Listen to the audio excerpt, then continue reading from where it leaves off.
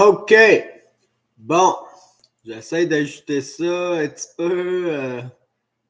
M'a parti ça. Ça a rapport avec le système santé qu'on a. Pourquoi ça fonctionne tout croche? Bon, ben, on a un petit peu d'explication ici.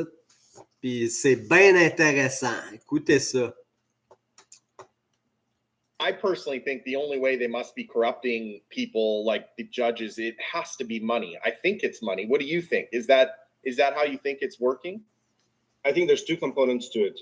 Having battled these people for 7 years, and really, I watched them show up at Alberta Cancer Foundation galas. They are on the board of the Alberta Cancer Foundation. They're raising millions of dollars for cancer programs and cancer research. They are beloved members of the community.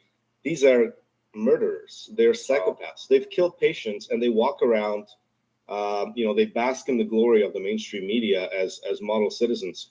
There's two components to the corruption that I've come across. One is money, but the other is power. Don't underestimate the allure of power.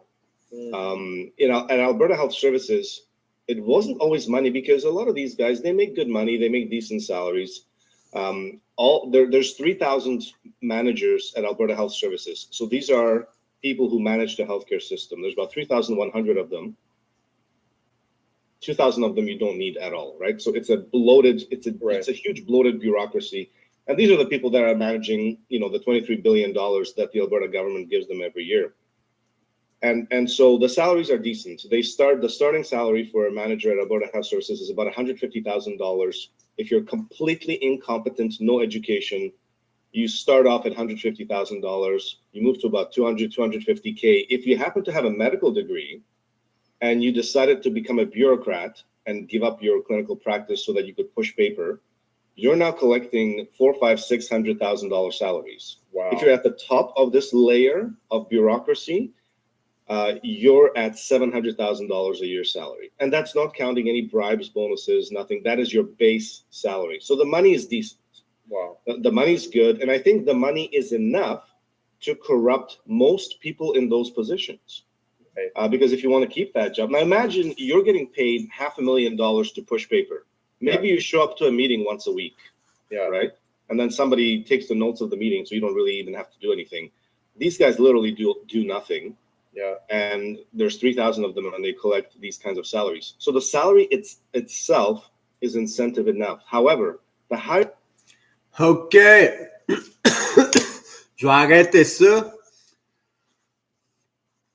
C'est le début de ces enregistrements-là, parce que c'est une interview de 1h30, puis je vais mettre les bouts les plus intéressants en rapport avec justement notre super système de santé là, qui fonctionne très bien. Là.